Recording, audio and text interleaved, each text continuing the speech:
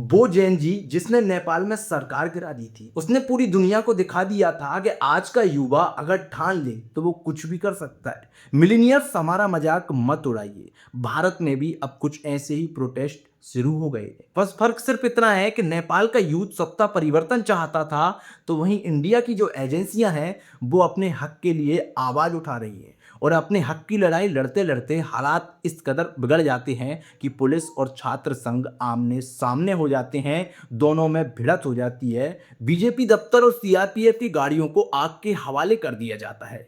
लेकिन इस कहानी की शुरुआत करंट में नहीं हुई है, बल्कि इसकी शुरुआत होती है 2019 में, जब सेंट्रल गवर्नमेंट के द्वारा अनुच्छेद 370 और 35A को हटाकर लद्दाख और जम्मू कश्मीर को अलग अलग कर दिया जाता है। लेकिन उस टाइम पर गवर्नमेंट ने यह वादा किया था कि जैसे ही हालात ठीक होंगे लद्दाख को फिर से पूर्ण राज्य का दर्जा दे दिया जाएगा।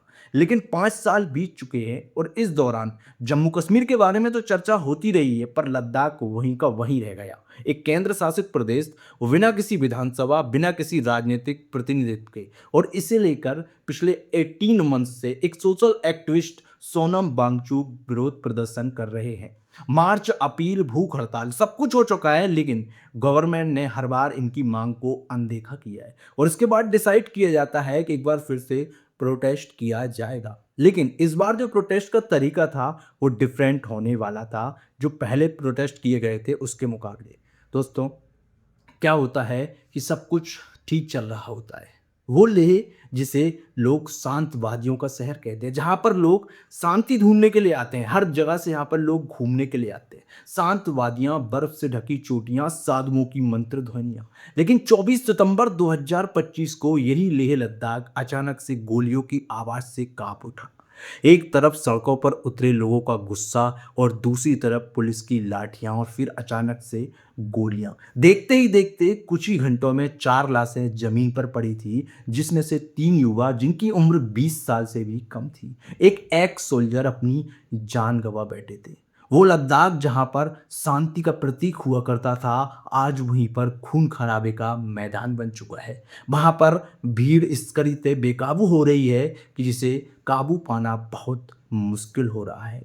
दोस्तों, आपको बता दें कि सब कुछ बहुत बढ़िया चल रहा था, लेकिन अचानक से एक ऐसी रात आती है, यानी कि मंगलवार की रात, जब यह डिसाइड किया जाता है कि 24 सितंबर को सभी लोगों को लेह हिल काउंसिलिंग पर इकट्ठा होना है। और इसके बाद न सिर्फ लोग वहां पर इकट्ठा हुए, बल्कि विरोध प्रदर्शन भी किया गया।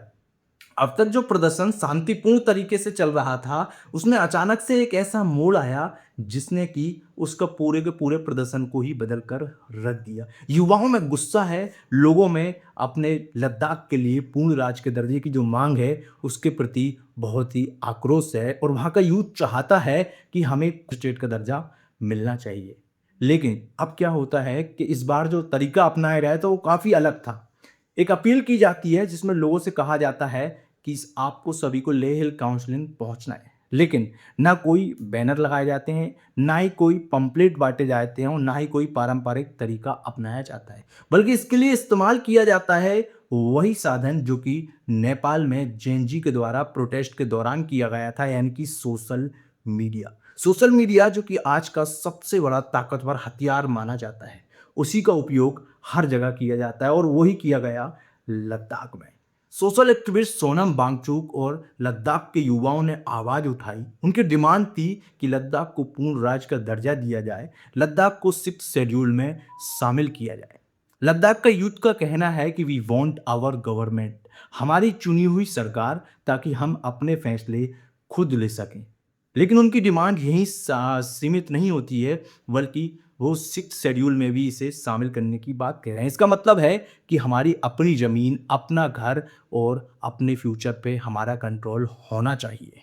इन सिंपल बट लद्दाख के लोग चाहते हैं कि सब कुछ उनके कंट्रोल में रहे, वाकई स्टेट की तरह। वो लोग अब सेंट्रल गवर्नमेंट के इशारे पर चलना नहीं चाहते हैं। लेकिन सबसे पहले हमें समझना ये भी ज़रूरी है कि भाई ये आखिर होता क्या है 6 शेड्यूल, और जो आपका फुल स्टेट का मतलब क्या होता है। देखिए, इंडिया में अभी 28 स्टेट और 8 केंद्र शासित प्रदेश हैं, यानी कि सेंट्रल गवर्नमेंट जिनका जो है संचालन करती है वो 8 प्रदेश हैं, और उसी में से लद्दाख एक है। लेकिन अब क्या होता है कि यहाँ पर स्टेट गवर्नमेंट जो होती है वो इंडिपेंडेंट होती है, वो अपने सारे फैसले ले सकती है, टैक्सेस लगा सकती है और नए प्लान्स इम्प्लीमेंट कर सकती है। बट जहाँ पर सेंट्रल गवर्नमेंट का पावर होता है वहाँ पर ये सब नहीं किया जा सकता है। यानी कि फुल स्टेट इंडिपेंडेंट रहता है और सेंट्रल गवर्नमेंट को किसी भी काम को करने से पहले जो पूछना पड़ता है। इसीलिए लद्दाख के लोग चाहते हैं कि सेंट्रल गवर्नमेंट से हट के हमें फुल स्टेट का दर्जा दिया जाए। वहीं सिक्स्थ शेड्यूल की अगर हम बात करें तो वहाँ पर भी यही लागू होता है कि कोई भी काम आप आपके मन से परमिशन नहीं कर सकते हो। विदाउट परमिशन आप कोई भी फैसला नहीं ले सकते हो। इसीलिए लद्दाख का यूथ चाहता है कि हमें पूर्ण राज्य का दर्जा दिया जाए। लेकिन अभी तक जो प्रोटेस्ट हुए हैं, कई बार प्रोटेस्ट हुए हैं और लगातार चल रहे हैं और अभी भी कुछ दिनों से जो प्रोटेस्ट चल रहा है, इसने हमें नहीं लगा है कि कहीं भी गवर्नमेंट लद्दाख को फुल स्टेट का दर्जा देना चाहती हो। क्योंकि लोग भीड़ से निकल रहे हैं, भीड़ इकट्ठा हो रही है, प्रोटेस्ट हो रहे हैं और पता है कि हालात बिगड़ सकते हैं, फिर भी गवर्नमेंट नहीं चाहती है। अब देखना ये होगा क्या सोनम वांगचुक की ये लड़ाई सफल होगी या फिर एक बार फिर से सरकार के द्वारा इसे अनदेखा किया जाएगा।